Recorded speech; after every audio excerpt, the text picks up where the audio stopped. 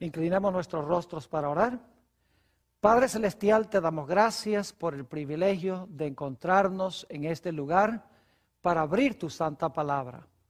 Pedimos, Señor, que tu palabra no regrese a ti vacía, sino que haga un impacto en nuestras mentes y en nuestros corazones. Danos, Señor, entendimiento por medio del ministerio de tu Espíritu Santo. Te damos gracias por escuchar y responder nuestra oración, porque te lo pedimos en el precioso nombre de tu Hijo, Cristo Jesús. Amén. Queremos comenzar nuestro estudio sobre el don de profecía en la Biblia, leyendo un texto que va a colocar el marco para lo que vamos a estudiar durante todas las sesiones que vamos a estar juntos en este lugar. Quiero leer en el libro de Apocalipsis el capítulo 12 y el versículo 17. Apocalipsis el capítulo 12 y el versículo 17. Este versículo está hablando de la última iglesia que va a existir en el planeta Tierra antes de la segunda venida de Jesús. Y nos da las características claras para encontrar o para hallar esa iglesia. Dice allí en Apocalipsis 12, 17 lo siguiente: entonces el dragón se llenó de ira contra la mujer y se fue a hacer guerra contra el resto de la descendencia de ella, los cuales guardan los mandamientos de Dios y tienen el testimonio de Jesucristo. Hay varias cosas en cuanto a este versículo que quiero explicar que son importantes. Necesitamos identificar el significado de los símbolos. En primer lugar, se habla de un dragón. No cabe duda que este dragón representa a Satanás, porque en Apocalipsis 12 y el versículo 9 nos dice que el dragón es la serpiente antigua, el diablo y Satanás. Es decir, el dragón representa a Satanás. Tenemos también en este versículo una mujer. En la Biblia, una mujer representa la iglesia. Y como esta es una mujer pura, tenemos representada una iglesia pura. Noten entonces que el dragón Satanás está airado con la iglesia. Y dice que Satanás se va a hacer guerra, como dice aquí en la versión del 60, contra el resto de la descendencia de ella. Me gusta más algunas otras versiones que dicen se fue a hacer guerra contra el remanente de la simiente de ella. Es decir, el resto, lo que queda al final de la mujer, la última iglesia. Y noten que esta iglesia tiene dos características cardinales. Dice en primer lugar que guardan los mandamientos de Dios y en segundo lugar tienen el testimonio de Jesucristo.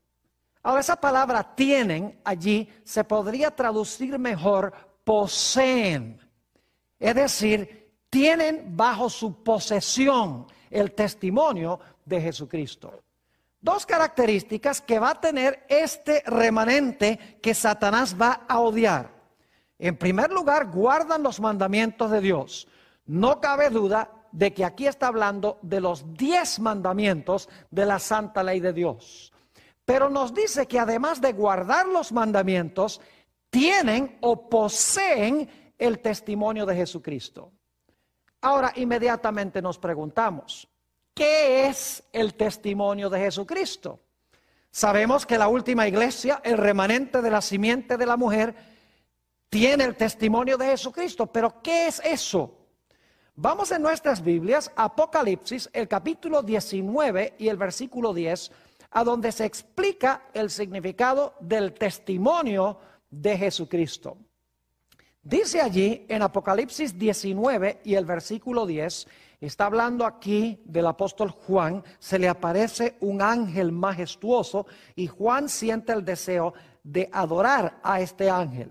Dice en el versículo 10, yo me postré a sus pies para adorarle. Y él me dijo, mira, no lo hagas. Yo soy consiervo tuyo. Ahora escuchen esto. De tus hermanos que tienen el testimonio de Jesús. ¿Qué es lo que tienen los hermanos de Juan?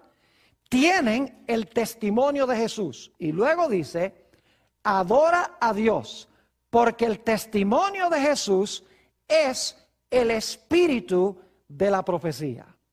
Ahora tenemos una definición de lo que es el testimonio de Jesucristo. Nos dice, el testimonio de Jesucristo es el espíritu de profecía.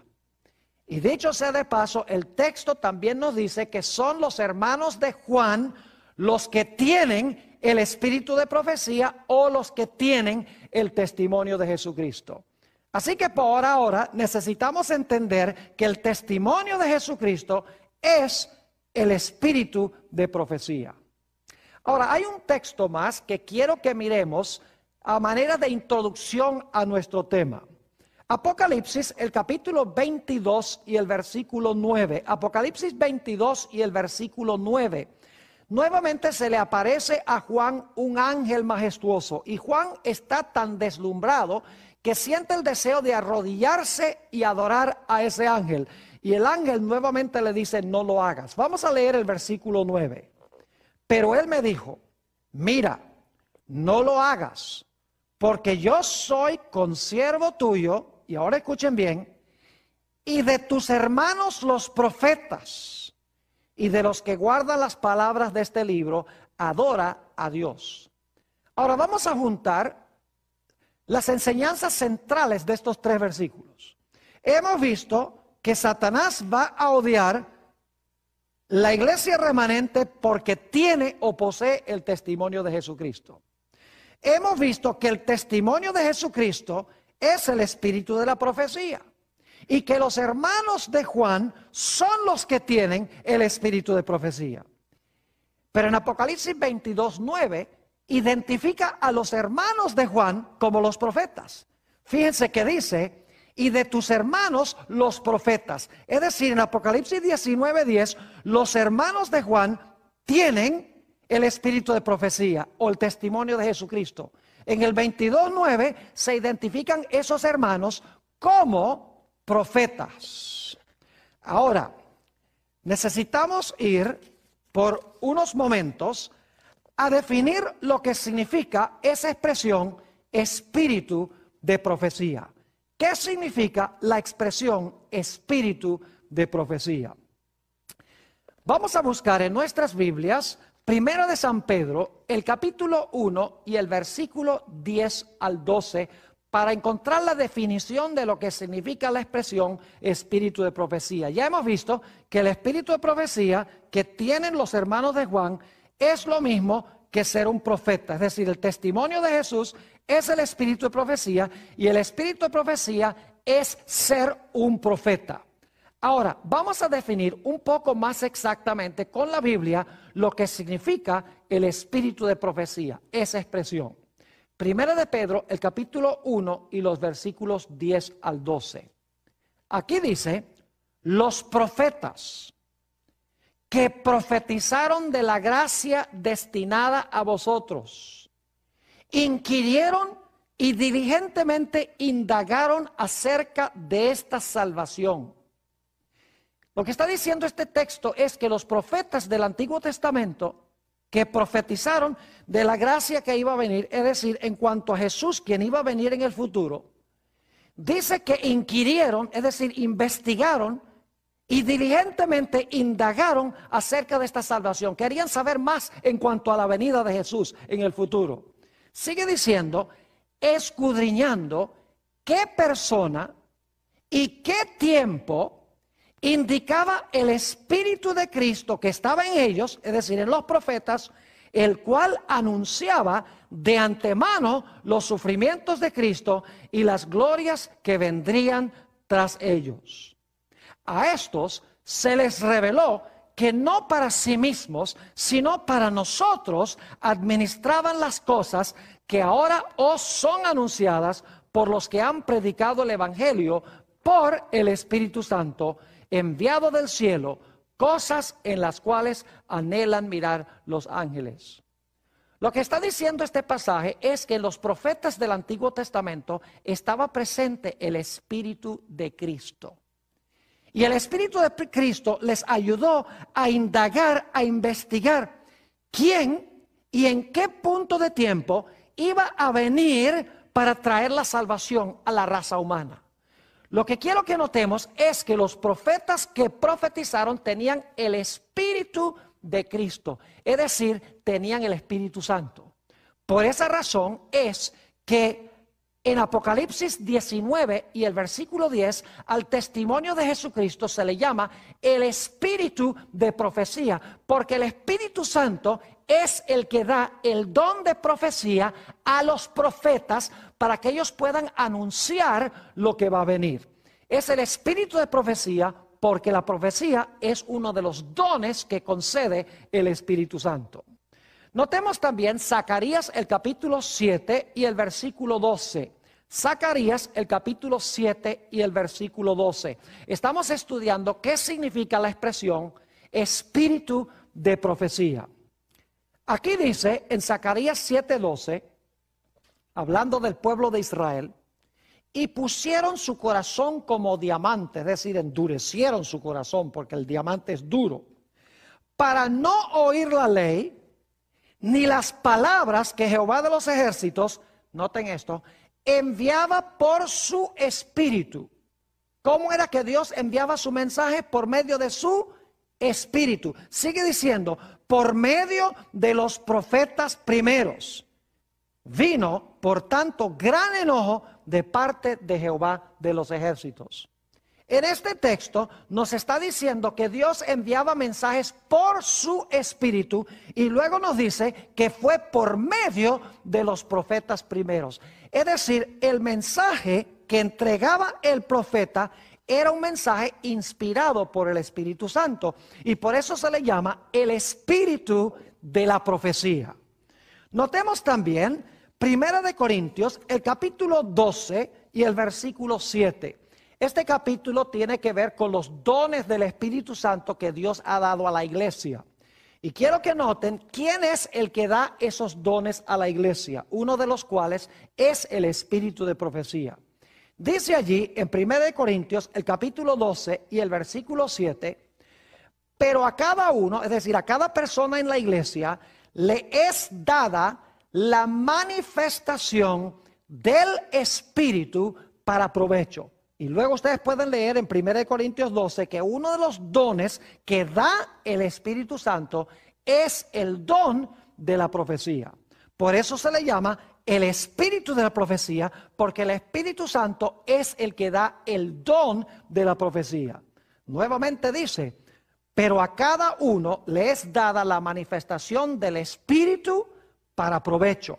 Y en el contexto, uno de esos dones que da el Espíritu Santo es el don de la profecía. Quiero leer un texto más que define por qué razón se le llama a este don el espíritu de la profecía.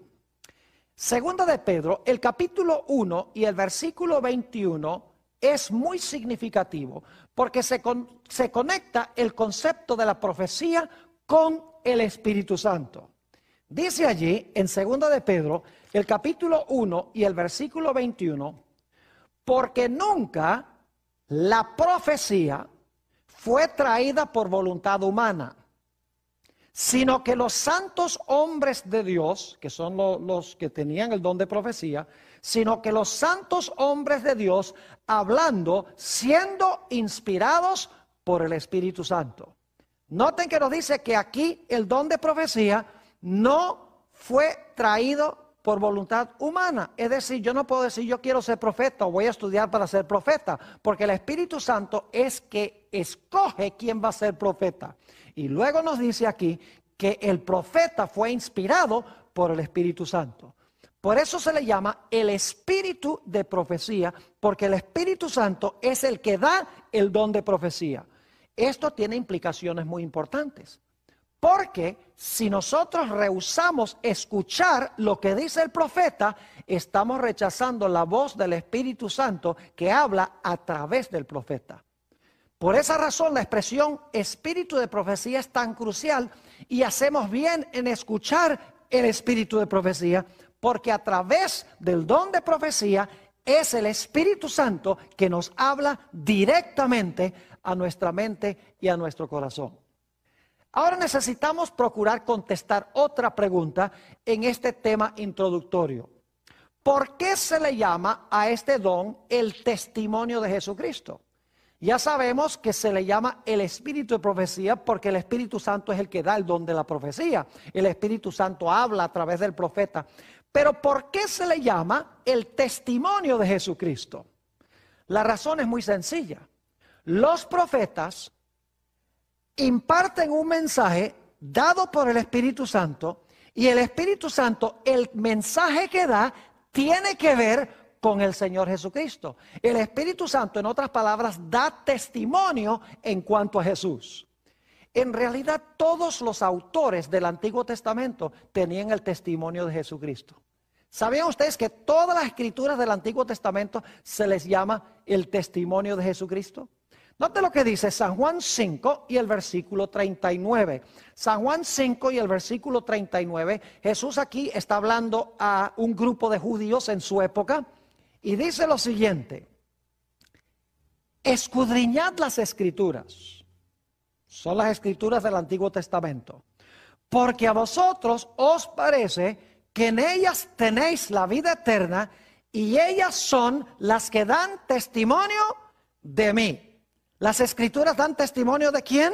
De Jesús. Aquí está hablando del Antiguo Testamento, es decir, todo el Antiguo Testamento es el testimonio de Jesucristo, porque el Antiguo Testamento enseña en cuanto a Jesús. El Espíritu Santo, cuando da el mensaje al profeta, es un mensaje que tiene que ver con el Señor Jesucristo.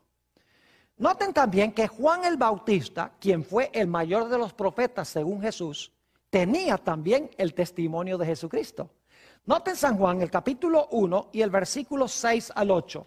San Juan el capítulo 1 y el versículo 6 hasta el versículo 8. Aquí está hablando de Juan el Bautista, que según Jesús, como les mencioné, fue el mayor de todos los profetas.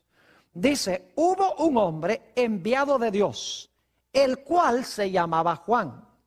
Ahora noten lo que dice: este vino por testimonio, para que diese testimonio de la luz, a fin de que todos creyesen por él.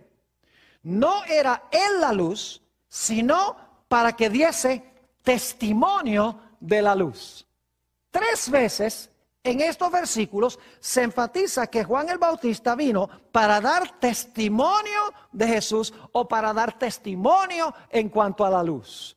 Es decir, un profeta, para ser verdadero, tiene que exaltar a Cristo Jesús.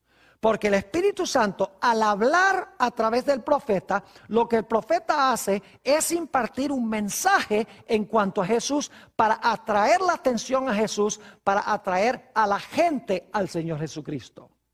Ahora, quiero que notemos también Apocalipsis 1, 1 y 2. ¿Saben ustedes que Juan, el que escribió el libro de Apocalipsis, tenía también el testimonio de Jesús? Claro que sí, porque era profeta. Y en realidad en el libro de Apocalipsis su propósito es exaltar a Jesús. Noten Apocalipsis el capítulo 1 y el versículo 1 y 2. Dice: la revelación de Jesucristo que Dios le dio para manifestar a sus siervos las cosas que deben suceder pronto. Y la declaró enviándola por medio de su ángel a su siervo Juan, que ha dado, ahora escuchen bien, que ha dado testimonio de la palabra de Dios y del testimonio de Jesucristo y de todas las cosas que ha visto. Fíjense que Juan, según este texto, tenía el testimonio de Jesucristo, porque era profeta. El Espíritu Santo habló a Juan en cuanto a Jesús, y Juan ahora imparte el mensaje que le dio el Espíritu Santo en cuanto a Jesús a la iglesia. Por eso se le llama el testimonio de Jesús, porque el profeta testifica o enseña en cuanto a Cristo Jesús. Y es el espíritu de profecía, porque el Espíritu Santo es el que da el don de profecía para exaltar al Señor Jesús. Ahora, en el epílogo del libro de Apocalipsis encontramos nuevamente la idea de que este libro de Apocalipsis es el testimonio de Jesús. Noten lo que dice Apocalipsis el capítulo 22 y el versículo 16. Apocalipsis 22 y el versículo 16. Aquí está hablando Jesús. yo, Jesús, he enviado mi ángel para daros testimonio de estas cosas en las iglesias. Fíjense, Jesús es el que ha dado testimonio de estas cosas en las iglesias. Yo soy la raíz y el linaje de David, la estrella resplandeciente de la mañana. Noten que en el libro de Apocalipsis Jesús da testimonio en cuanto a sí mismo. Es decir, que si ustedes leen algún libro donde el énfasis es en la guerra entre los árabes y entre los judíos y todo este panorama político del mundo, pero no está Jesús allí en ese panorama, no puede ser una interpretación correcta de las profecías, porque el libro de Apocalipsis da testimonio en cuanto a Jesús. Jesús está en el centro de este libro. Espero que haya quedado claro entonces lo que significa el espíritu de profecía y el testimonio de Jesús. En realidad lo que sucede es que el Espíritu Santo habla al profeta en cuanto a Jesús y luego el profeta imparte el testimonio de Jesús a los que escuchan o a los que leen el mensaje que está impartiendo. ¿Qué significa esto?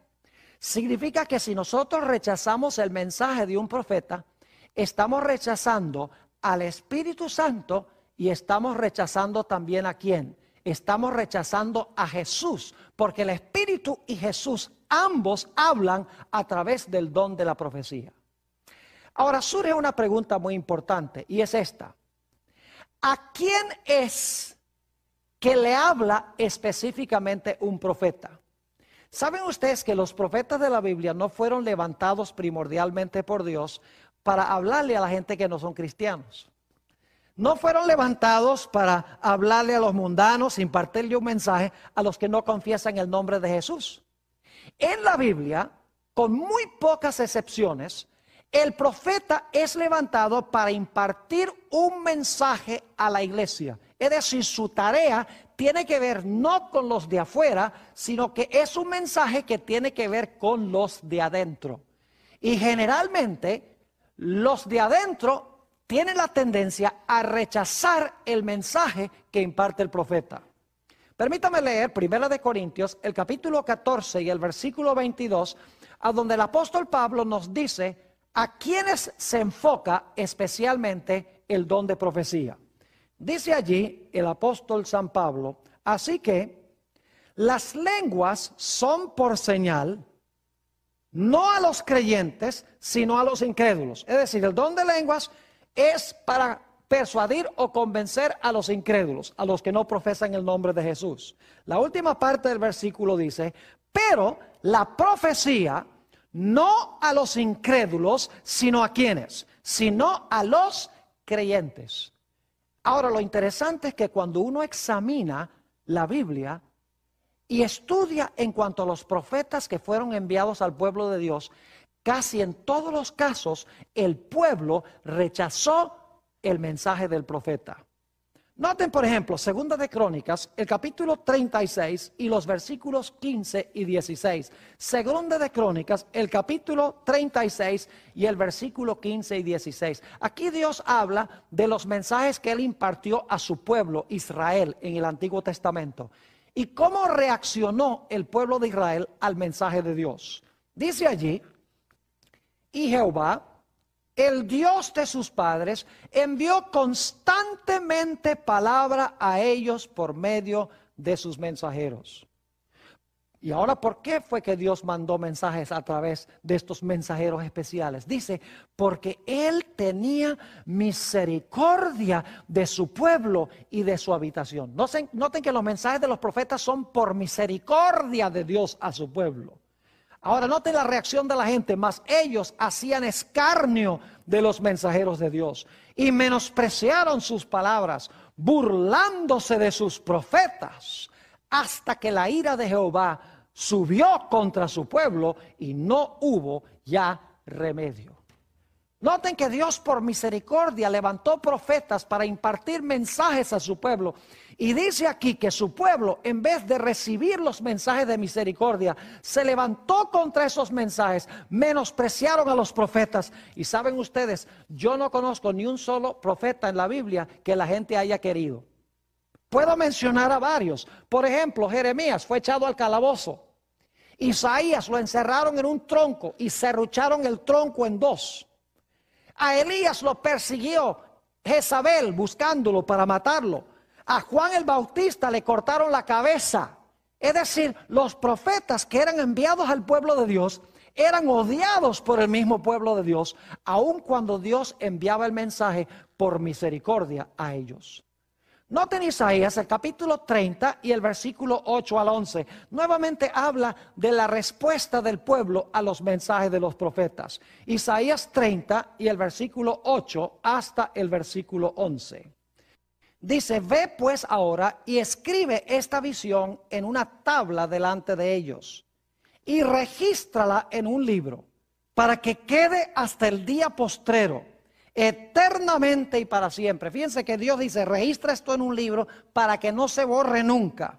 Sigue diciendo, porque este pueblo es rebelde, hijos mentirosos, hijos que no quisieron oír la ley de Jehová, que dicen a los videntes, es otro nombre para profetas, que dicen a los videntes, no veáis, y a los profetas, no nos profeticéis lo recto, decidnos cosas halagüeñas, profetizad mentiras, dejad el camino, apartaos de la senda, quitad de nuestra presencia al Santo de Israel. Fíjense la respuesta del pueblo a Jehová. Dice, no queremos nada contigo, no queremos tus videntes, no queremos tus mensajeros, no queremos tus profetas. Casi invariablemente cuando Dios enviaba un profeta a Israel, la gente rechazaba el mensaje del profeta, aun cuando era por misericordia de Dios. Esto sucedió también con los escribas y fariseos en los días de Jesús. Noten Mateo, el capítulo 23 y los versículos 29 y 30. San Mateo 23 y los versículos 29 y 30. Este capítulo tiene los famosos ayes sobre los escribas y fariseos, a quienes Jesús llamó hipócritas. Dice allí, ay de vosotros, escribas y fariseos hipócritas, porque edificáis los sepulcros de los profetas y adornáis los monumentos de los justos. Y decís, si hubiésemos vivido en los días de nuestros padres, no hubiéramos sido sus cómplices en la sangre de los profetas.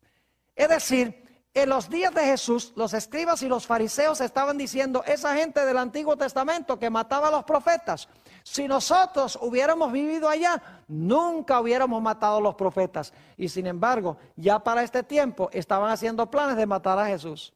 Es decir, tenían el mismo espíritu que el pueblo que mató a los profetas en el Antiguo Testamento.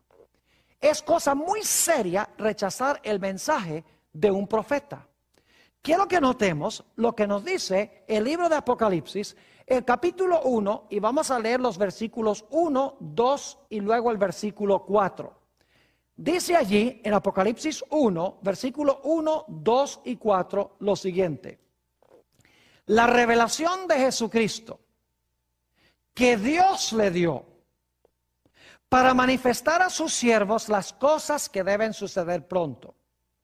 Y la declaró enviándola por medio de su ángel a su siervo Juan, que ha dado testimonio de la palabra de Dios y del testimonio de Jesucristo y de todas las cosas que ha visto. Y luego dice en el versículo 4, Juan a las 7 iglesias que están en Asia. Ahora, yo no sé si ustedes se dieron cuenta aquí de la secuencia o la cadena de mando que tenemos en estos versículos. Dios le imparte el mensaje a Jesús. Jesús se lo imparte, aquí dice al ángel, pero antes de dárselo al ángel, se lo da al Espíritu Santo. Y ustedes dicen, ¿cómo sabemos eso? Noten Apocalipsis 2 y el versículo 11. En cada iglesia, al terminar el mensaje a la iglesia, dice, el que tiene oído, oiga lo que el Espíritu dice a las iglesias. Así que el proceso es que Dios se lo entrega a Jesús, Jesús se lo entrega al Espíritu Santo, el Espíritu Santo se lo entrega al ángel, el ángel se lo entrega a Juan y Juan se lo entrega a la iglesia. Es decir, rechazar el mensaje profético de Dios es rechazar a Dios el Padre, es rechazar a Jesucristo, es rechazar al Espíritu Santo, es rechazar el mensaje del ángel y últimamente es rechazar el mensaje del profeta. Es cosa muy seria, en otras palabras, rechazar el mensaje que Dios imparte a su iglesia por medio de los profetas. Ahora, una de las preguntas que siempre surge cuando uno habla de esto es si una mujer puede ser profeta. Algunos dirán, no, solamente hombres fueron profetas. Bueno, permítame mencionarles una lista, sin leer los versículos, de algunas de las mujeres que la Biblia menciona que fueron profetisas. Tenemos en primer lugar a Hulda, la profetisa. Les voy a dar las referencias, Segunda de Reyes 22:14. Tenemos a María, la hermana de Moisés, que fue profetisa, según Éxodo 15 y el versículo 20. Tenemos a Débora, según Jueces, el capítulo 4 y el versículo 4. Tenemos a una mujer llamada Noadías, Nehemías 6 y el versículo 14. Tenemos a la esposa de Isaías, créanlo o no. Ahí esposo y esposa, ambos eran profetas. Isaías 8 y el versículo 3. Tenemos a Ana, según Lucas el capítulo 2 y el versículo 36, que fue profetisa. Y nos dice en Hechos 21 y el versículo 9 que las hijas de Felipe también eran profetisas. Es decir, el hecho de que se levante una mujer para profetizar no significa que no pueda ser el mensaje de Dios. Algunas personas dicen, pastor, ¿usted cree que después del Nuevo Testamento puede haber más profetas? La respuesta es que sí. Porque nos dice el apóstol San Pablo que el don de profecía existirá hasta que todos alcancemos la unidad de la fe, hasta que todos alcancemos la plenitud de la estatura de Cristo Jesús. Es decir, el don de profecía no va a desaparecer, sino hasta que Jesús venga. El apóstol San Pablo en 1 Corintios el capítulo 13, en los últimos 2 versículos, nos dice esto. Dice que las profecías cesarán cuando el Señor Jesucristo regrese en poder y gloria. Es decir, que el don de profecía no terminó en el Nuevo Testamento. Después de eso, el don de profecía existe aún en la iglesia hasta el final del tiempo. Ahora, alguno podría decir, pastor, ¿usted cree que alguien que no escribió un libro de la Biblia pueda ser profeta? La respuesta nuevamente es que sí. Permítame mencionarles varias personas que fueron profetas que no escribieron un libro de la Biblia. Tenemos, por ejemplo, a Natán, el profeta. Se menciona en la Biblia, pero no escribió ningún libro. Tenemos a Agías, otro que no es muy conocido, pero la Biblia nos dice que fue profeta. Tenemos a Jehú, también fue profeta. Elías, obviamente. Eliseo fueron profetas. Semaías fue un profeta. Otro que se llamaba Ido fue profeta. Obed fue profeta. Juan el Bautista fue un profeta. Todos estos fueron profetas. Y sin embargo, en la Biblia no hay ningún libro que hayan sido escritos por ellos. Es decir, que un individuo puede ser profeta sin que tenga un libro que lleve su nombre en la Sagrada Escritura. Ahora, ¿cómo mira Dios a una persona que rechaza el don profético o que maltrata al profeta que Dios levantó?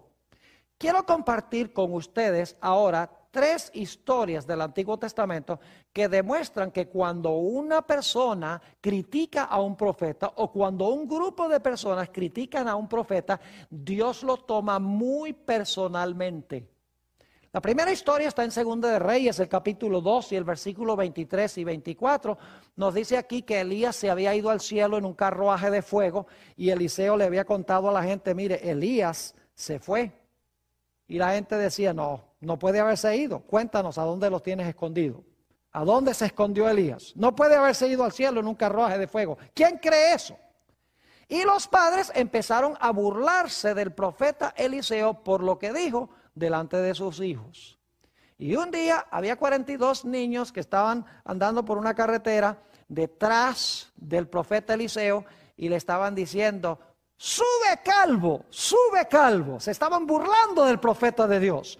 Ahora quiero leer cómo culmina este relato, según de Reyes 2 y el versículo 23 y 24. Dice: después subió Eliseo de allí a Betel, y subiendo por el camino, salieron unos muchachos de la ciudad y se burlaban de él diciendo: calvo, sube, calvo, sube. Y mirando él atrás, los vio y los maldijo en el nombre de Jehová. Y salieron 2 osos del monte y despedazaron de ellos a 42 muchachos. Nos parece drástico y esto y decimos: uy, qué terrible. Pero los padres tuvieron la culpa porque estaban criticando al profeta de Dios en frente de sus hijos, y Dios lo tomó muy personalmente. Tenemos también el caso de María y Aarón, que criticaron a Moisés. Dijeron: ¿acaso Moisés es el único que puede impartir mensajes aquí? Nosotros tenemos también mensajes importantes de Dios. Y fíjense que Dios tomó eso muy personalmente cuando rechazaron la autoridad de Moisés, el profeta del Señor. Noten Números, el capítulo 12 y el versículo 6 al 8. Números 12 y el versículo 6 al 8. Aquí está hablando Dios. Y Él les dijo: oíd ahora mis palabras. Cuando haya entre vosotros profeta de Jehová, le apareceré en visión. En sueños hablaré con él. Dios dice: cuando haya un profeta, yo le voy a hablar en visiones y en sueños. Pero ahora noten: no así a mi siervo Moisés, que es fiel en toda mi casa. Cara a cara hablaré con él, y claramente, y no por figuras. Verá la apariencia de Jehová. Y entonces Dios dice: ¿por qué pues no tuvisteis temor de hablar contra mi siervo Moisés? ¿Cómo se atrevieron a hablar contra mi siervo Moisés, que es más que un profeta? Porque hablo con él cara a cara, no en visiones y en sueños, ni en lenguaje simbólico. Y la Biblia nos dice que María fue afligida con lepra como resultado de criticar al profeta de Dios. Y si no hubiera sido por la intercesión de Moisés, hubiera quedado leprosa toda la vida.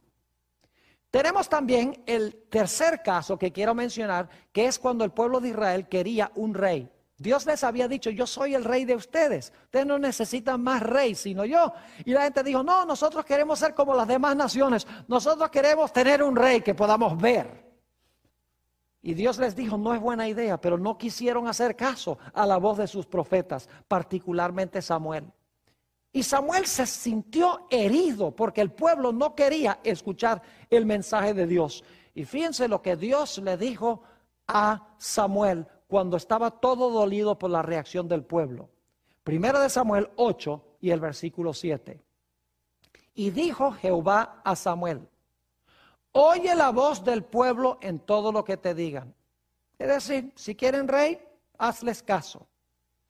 Porque no te han desechado a ti, sino a mí me han desechado para que no reine sobre ellos. Es decir, rechazar la voz de un profeta es rechazar a Jehová. Y escuchen bien: por haber puesto un rey, la historia de Israel después de eso fue un desastre tras otro. Porque los seres humanos no pueden gobernar tan bien como puede gobernar Dios. Por no escuchar la voz profética, por centenares de años, el pueblo de Dios no pudo ni siquiera seguir los planes de Dios, ni tampoco el pueblo gozó de la prosperidad y de la paz que Dios quería que tuviera. Ahora surge la pregunta: ¿por qué dio Dios específicamente el don de la profecía? ¿Por qué Dios el Padre, su Hijo Jesucristo y el Espíritu Santo hablan a la iglesia a través del don de profecía? Les quiero explicar usando una analogía o una ilustración que encontramos en los escritos del apóstol San Pablo. Primera de Corintios, el capítulo 12, el apóstol San Pablo compara a la iglesia con un cuerpo. Y él dice, el cuerpo es uno, pero tiene muchos miembros. Es decir, la iglesia es una, pero tiene muchos miembros, tiene muchos dones, tiene muchas personas que cumplen diferentes funciones en la iglesia. Vamos a leerlo en 1 de Corintios, el capítulo 12, y voy a leer solo salteados algunos versículos, versículo 14 y luego el versículo 18 y entonces el versículo 27 y 28. Dice el apóstol San Pablo, además el cuerpo no es un solo miembro, sino muchos. Es decir, el cuerpo es uno, pero tiene muchos miembros. Tiene brazos, tiene piernas, corazón, pulmones, etc. Sigue diciendo en el versículo 18, mas ahora Dios ha colocado los miembros, es decir, las partes, los miembros, cada uno de ellos en el cuerpo como Él quiso. Es decir, Dios decide qué función vas a desempeñar tú en la iglesia. Luego los versículos 27 y 28. Vosotros pues sois el cuerpo de Cristo y miembros cada uno en particular. Y luego dice, y a unos puso Dios en la iglesia, primeramente apóstoles, luego profetas, lo tercero maestros, luego los que hacen milagros, después los que sanan, los que ayudan, los que administran, los que tienen don de lenguas, etc. Es decir, el cuerpo es uno, pero el cuerpo tiene muchos miembros o muchas diferentes funciones. Por ejemplo, en la iglesia adventista nosotros decimos que la obra médica es el brazo derecho del cuerpo. Decimos que la obra de las publicaciones es el brazo izquierdo. Decimos que los que hacen evangelismo son los pies del cuerpo. Cuán hermosos son los pies de aquellos que anuncian el evangelio de paz, dice la escritura, porque van y llevan el evangelio. Es decir, cada función en la iglesia es una parte del cuerpo humano. Ahora, esto nos lleva a preguntar, ¿qué parte del cuerpo humano equivale a los ojos del cuerpo? Ya ustedes saben la respuesta. El don de profecía son los ojos de la iglesia. Ustedes saben que una persona que no ve se tropieza con todas las cosas y tiene graves problemas porque no ve a dónde ir. Así es el don de profecía en la iglesia. Quiero mostrarles bíblicamente que los ojos de la iglesia es el don de la profecía. Primera de Samuel, el capítulo 9 y el versículo 9. Primera de Samuel, el capítulo 9 y el versículo 9 está hablando de cómo eran llamados los profetas muy temprano en la historia de Israel. Dice allí, antiguamente en Israel, cualquiera que iba a consultar a Dios decía así, venid, vamos al vidente, porque al que hoy se llama profeta, entonces se le llamaba vidente. Es decir, que el profeta tenía el nombre de vidente. Ahora, ¿con qué sentido tiene que ver esa palabra vidente? Tiene que ver con los ojos. Ver, un vidente ve. Es decir, los profetas eran los ojos de Israel. Dios les ayudaba a ver lo que necesitaba cambiar en Israel. Les ayudaba a ver lo que podía transcurrir si no obedecían a Dios. Otro texto que demuestra que los ojos de la iglesia es el don de profecía, lo encontramos en Proverbios 29 y el versículo 18. Y estoy leyendo de la versión del 60, dice, sin profeta el pueblo se desenfrena, mas el que guarda la ley es bienaventurado. Me gusta más la versión antigua que dice, sin visión el pueblo se disipa. Es una mejor traducción. Sin visión el pueblo se disipa. Y está hablando de una visión profética, es decir, una iglesia que no tiene visión, una iglesia que no tiene el don de profecía, es una iglesia que se disipa, es decir, se desparrama. Ahora, ¿qué pasa cuando una iglesia no escucha el don de profecía? Isaías 29 y el versículo 10 nos explica qué sucede cuando el don de profecía se ignora en la iglesia. Dice allí en Isaías 29 y el versículo 10, porque Jehová derramó sobre vosotros espíritu de sueño. Y ahora escuchen bien. Y cerró los ojos de vuestros profetas. Fíjense nuevamente que el don de profecía se identifica con los ojos. Cerró los ojos de vuestros profetas y puso velo sobre las cabezas de vuestros videntes. Es decir, cuando no hay verdaderos profetas, el pueblo anda a ciegas. Ahora es interesante que en el libro de Apocalipsis tenemos 7 iglesias.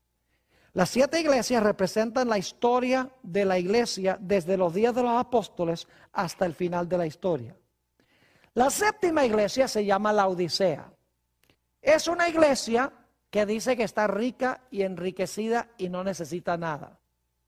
Pero Dios dice, estás desnuda, eres miserable, eres pobre y eres ciega.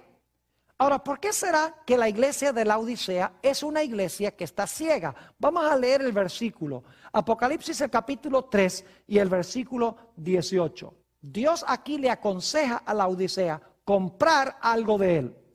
Dice, por tanto, yo te aconsejo que de mí compres oro refinado en fuego para que seas rico, y vestiduras blancas para vestirte, y que no se descubra la vergüenza de tu desnudez, y ahora escuchen bien, y unge tus ojos con colirio para que veas. ¿Por qué razón la iglesia de Laodicea anda ciegas? Y Dios dice, consigue colirio para que puedas ver.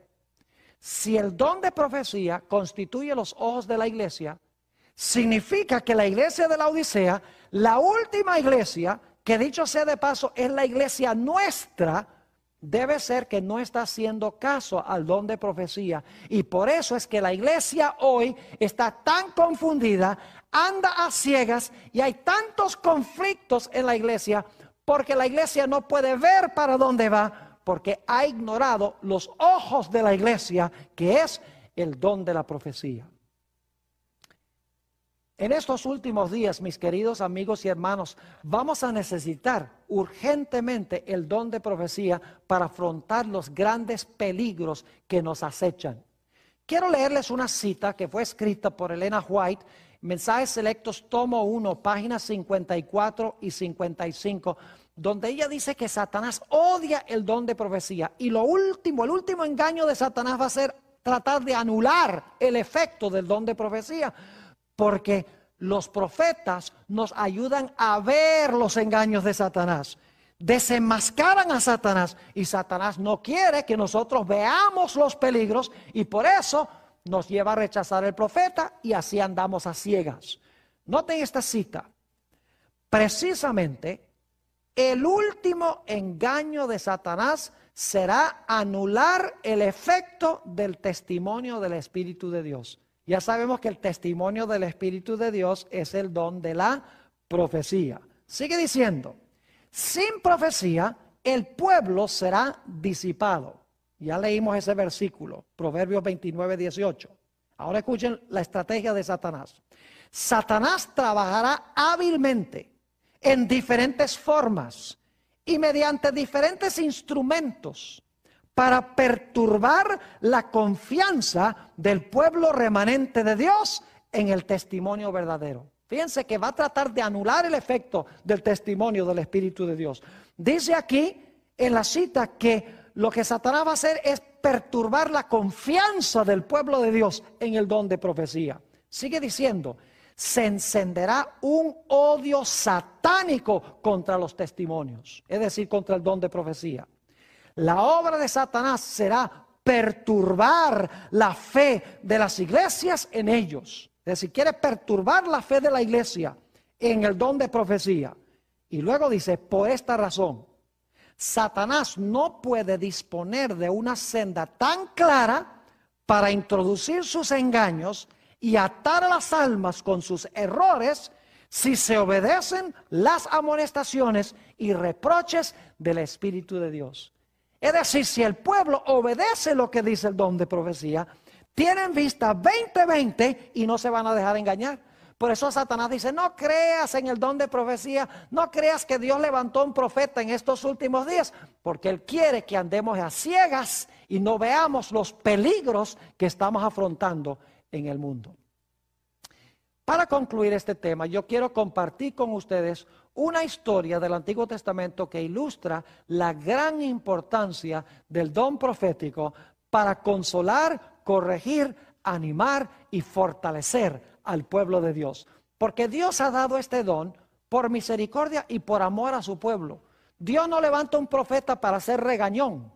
Dios levanta un profeta porque Él ve cosas que necesitan corregirse. Él ve que la iglesia necesita ánimo, necesita aliento. Dios dice, voy a mandarles un mensajero que les levante el ánimo, un mensajero que los corrija y que puedan discernir los errores que están levantándose en el mundo. La historia que quiero compartir con ustedes se encuentra en 2 de Crónicas, el capítulo 20, y voy solamente a compartir la historia y a leer algunos pocos versículos que encontramos en este capítulo. Según el versículo 1 de 2 de Crónicas, el capítulo 20, había una triple alianza que venía para atacar al pueblo de Israel. La triple alianza se componía de los amonitas, los moabitas y los habitantes del monte Seir. Y estos tres poderes se aliaron para venir y atacar al pueblo de Dios. Y dice ahí en 2 de Crónicas 20 que esta gente era una multitud como la arena del mar, que venían en contra del pueblo de Dios. Lo que hizo Josafat, el rey del pueblo de Dios, el rey de Judá, de Israel, fue ir y consultar con Jehová. Ustedes pueden leerlo ahí en 2 de Crónicas, el capítulo 20, vamos un momento allí, capítulo 20 y el versículo 3 y 4. Dice entonces, él tuvo temor y Josafat humilló su rostro para consultar a Jehová e hizo pregonar ayuno a todo Judá. Y se reunieron los de Judá para pedir socorro a Jehová, y también de todas las ciudades de Judá vinieron a pedir ayuda de Jehová. Hicieron lo que deberían haber hecho, es decir, vinieron a consultar a Jehová, a pedir luz de Jehová sobre lo que iba a pasar en esta situación. Y luego encontramos desde los versículos 5 al 12 una hermosa oración intercesora de Josafat. Está vaciando su corazón a Dios y diciendo, nosotros no tenemos fuerza para sostenernos ante este ejército tan numeroso y tan grande. Sálvanos, Señor. Quiero leer solamente el versículo 12, que es el clímax de esta oración. Oh Dios nuestro, ¿no los juzgarás tú? Es decir, a los que vienen. Porque en nosotros no hay fuerza contra tan grande multitud que viene contra nosotros. No sabemos qué hacer y a ti volvemos nuestros ojos. Y luego entonces se levanta en medio del pueblo un profeta. Fíjese, en el momento de crisis Dios levanta un profeta. Ese profeta se llamaba Jaasiel. Se menciona en el versículo 14. Y Jaasiel tiene unas palabras de mucho ánimo para el pueblo. Quiero leerlas empezando en el versículo 14. Y estaba allí Jaasiel, hijo de Zacarías, hijo de Benaía, hijo de Jehiel, hijo de Matanías, levita de los hijos de Asaf, sobre el cual vino el Espíritu de Jehová en medio de la reunión. Fíjese que recibe el don profético. Y dijo, oíd Judá todo, y vosotros moradores de Jerusalén. Y tú, rey Josafat, Jehová os dice así, no temáis ni os amedrentéis delante de esta multitud tan grande, porque no es vuestra la guerra, sino de Dios. Mañana descenderéis contra ellos. He aquí que ellos subirán por la cuesta de Cis, y los hallaréis junto al arroyo antes del desierto de Jeruel. No habrá para qué peleéis vosotros en este caso. Paraos, estad quietos y ved la salvación de Jehová con vosotros. Oh Judá y Jerusalén, no temáis ni desmayéis. Salid mañana contra ellos, porque Jehová estará con vosotros. Entonces Josafat se inclinó su rostro a tierra, y asimismo todo Judá y los moradores de Jerusalén se postraron delante de Jehová y adoraron a Jehová. Y se levantaron los levitas de los hijos de Coat y de los hijos de Coré para alabar a Jehová, el Dios de Israel, con fuerte y alta voz. Y luego fíjense lo que dice Josafat. La gente con sus ojos podría haber dicho, no, ¿cómo vamos nosotros a derrotar a esta multitud tan grande? Pero se había levantado un profeta que había dicho, estén quietos, que Dios los va a proteger contra esta triple alianza. Ni siquiera van a tener que pelear, lo único que tienen que hacer es cantar. Y fíjense lo que dijo el rey Josafat, palabras muy sabias. Versículo 20, y cuando se levantaron por la mañana, salieron al desierto de Tecoa. Y mientras ellos salían, Josafat, estando en pie, dijo, oídme, Judá y moradores de Jerusalén, creed en Jehová vuestro Dios y estaréis seguros. Creed a sus profetas y seréis prosperados. Es decir, crean lo que dice el profeta. Dios los va a proteger, Dios los va a cuidar y los va a librar. Y para hacer una larga historia corta, dice la Biblia que cuando vino esta triple alianza, como la arena del mar, a pelear contra el pueblo de Israel, resulta que Dios envió confusión en medio de estos tres poderes. Y en vez de ellos atacar,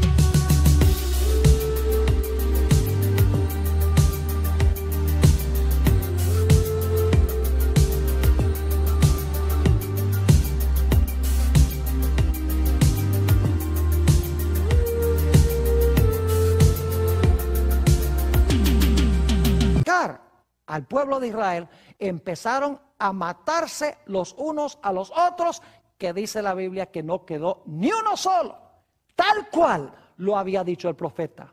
Nosotros hoy en día afrontamos grandes peligros en el mundo y Dios ha levantado el don de profecía para este tiempo, para consolar y fortalecer a su pueblo.